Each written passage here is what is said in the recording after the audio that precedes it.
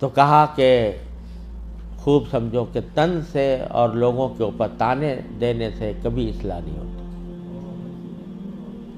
پیغمبرانہ اسلوب یہ ہے کہ اگر پیغمبروں کو گالی بھی دی جاتی ہے تو وہ گالی کا جواب گالی سے نہیں دیتے۔ پیغمبر حضرت ہود علیہ السلام کو کہا جا رہا ہے کہ انا لنراک فی صفاحۃ و انا لنظنک من الکاذبین، ہم آپ کو دیکھ رہے ہیں بیوقوف آدمی ہیں، پیغمبر کو کہا جا رہا ہے، اور ہم جانتے ہیں اب جھوٹے آدمی ہو۔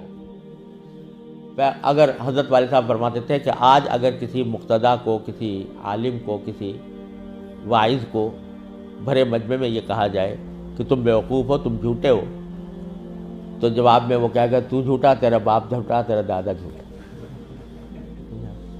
لیکن پیغمبر کیا جواب دیتا ہے کہ یا قوم لیس بی صفاحۃ ولکنی رسول من رب العالمین، میری قوم میں بیوقوف نہیں ہوں، مجھے پر رب العالمین نے تمہارے پاس بھیجا ہے، تمہاری پیغام دے کر بھیجا ہے، میں تمہارے پاس پیغام لے کر آیا ہوں۔ تو گالی کا جواب پیغمبر بھی پیغمبر گالی سے نہیں دیتا، گالی کا جواب بھی گالی سے نہیں دیتا۔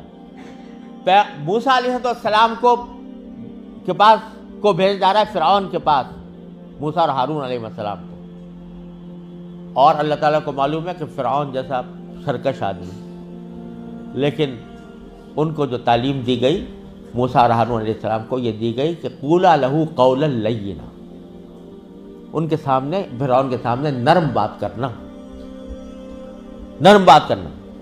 لعلہ یتذکر او یخشی، اور شاید نصیحت قبول کر لے، شاید خدا کا خوف دل میں پیدا ہو جائے۔ حالانکہ اللہ تعالیٰ جانتے تھے علم ازلی میں کہ یہ نصیحت قبول کرنے والا نہیں ہے اور ایمان لانے والا نہیں ہے، لیکن پیغمبر سے کہا جا رہا ہے کہ تمہارے دل میں یہ امید ہونی چاہیے کہ شاید نصیحت قبول کر لے، شاید اس کے دل میں خدا کا خوف آ جائے، لہذا نرم بات کرنا۔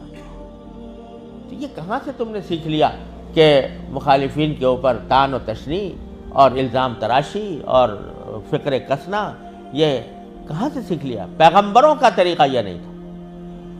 لہذا حضرت والد ماجد قدس اللہ تعالیٰ سرہ نے فرمایا کہ ادھیڑو اس کتاب کو۔ الحمدللہ میں نے بات دل میں اتر گئی، اور الحمدللہ میں نے پھر پوری کتاب کو اثر نو لکھا اور وہ سارے فکر اس میں حذف کیے۔ اس موقع پر جو جملہ سنانا چاہ رہا تھا حضرت والد ماجد اللہ کو، وہ یہ، اس موقع پر حضرت والد ماجد اللہ نے فرمایا کہ جب بھی کوئی بات اپنی زبان سے یا اپنے قلم سے نکالو تو پہلے یہ سوچ لو کہ اس بات کو مجھے کسی عدالت میں ثابت کرنا ہے۔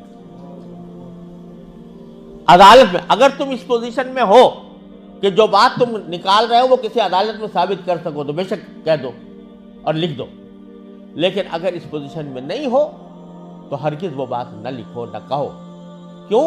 اس لیے کہ ہو سکتا ہے اسی دنیا میں کسی وقت تم سے مطالبہ ہو جائے عدالت، کسی دنیا کی عدالت میں کہ ثابت کرو اپنی اس بات کو، اور اگر اس دنیا میں نہ ہوا تو آخرت میں تو ہوگا ہی ہوگا۔ آخرت کی عدالت میں اللہ تبارک و تعالیٰ کے سامنے سب کچھ حاضر ہوگا اور تمہیں ثابت کرنا ہوگا۔ اگر ثابت نہیں کر سکتے تو منہ سے نہیں نکالو۔